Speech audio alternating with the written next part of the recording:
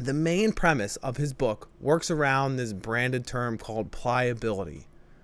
Essentially, at its core, pliability is the softening of the muscle tissue so it can absorb and transfer force.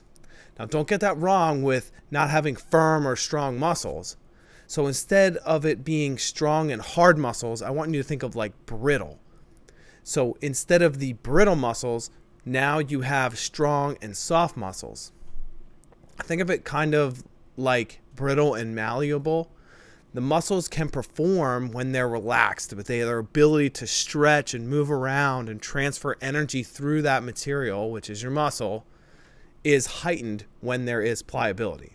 So therefore, the overall stress on your body, according to Tom Brady of the TB12 method, is when having this pliability involved in your workouts to soften these muscles. And to achieve this, you must do some forms of different types of work, like soft tissue work, while performing a muscular contraction. So let's explore the pliability thing a little deeper, because everything that Tom Brady talks about in his book, the TB12 method, centers around the concept of softer muscle tissue. Now's a great time to subscribe to the channel. Essentially, the claim is that when you're younger, your body has this natural pliability built into it. And as you get older, that pliability begins to slow down till eventually it almost goes away. Now, here's the important thing. As you continue to lift weights over time, you begin to lose your natural pliability and make your muscles more brittle at a faster pace. So that means if you're working out and you're lifting, you're going to lose your natural pliability faster. Look like Gumby on steroids. Now, I'm using the word brittle here, and that's not in the book, but I think it's a really good way to contrast exactly what the TB12 method is alluding to.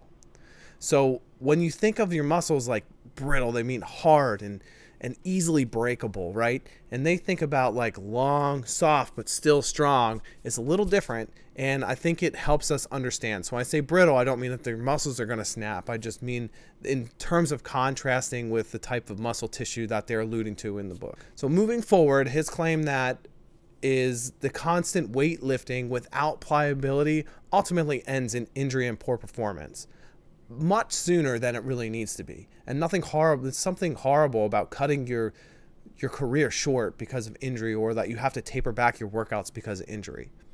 So in order to stop this from happening, you have to slowly replace your weightlifting with pliability training as you get older. But that trade-off here depends on what your ultimate goal of weightlifting is. So see, for the TB12 method, the main point of weightlifting is to get your body to perform at a particular level and perform a particular task. So you must think about how much raw strength you need to perform at the level that you need to perform that task. I hope that makes sense. For Tom Brady as a quarterback, he needs to have a certain level of strength to throw a good ball, or spin it, as they say, and he needs to maneuver around the pocket well without getting sacked, right? I hope you enjoyed that clip of Train All Sports. For full segments and more, please subscribe to the channel.